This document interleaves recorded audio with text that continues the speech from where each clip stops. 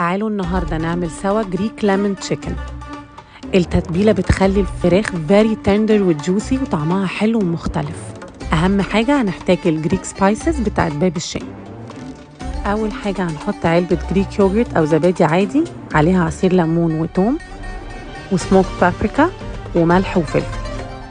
وأهم حاجة في التتبيلة الجريك سبايسز بتاعت باب الشام، هنحط منها معلقة كبيرة، هي دي اللي هتدي للفراخ طعم مختلف خالص عن أي فراخ تانية. هنحط زيت زيتون ونقلب التتبيلة كويس. بعد كده هحطها على صدور الفراخ واسيبها من ساعة لحد ليلة كاملة. كل ما سبتوا الفراخ أكتر بتاخد طعم وبتطلع أحلى. هسخن الشواية واحط لها نقطة زيت وابتدي احط الفراخ على الشواية. لما تبتدي تاخد لون من أول ناحية هقلبها الناحية التانية. وممكن كمان تاخدوا الصوص اللي فضل من الفراخ تدهنوها بيه وهي على النار. لما تبتدي تدخل في السوا هجيب الجريك سبايسز واديها كمان رشة من الناحيتين، بتدي طعم حلو قوي للفراخ.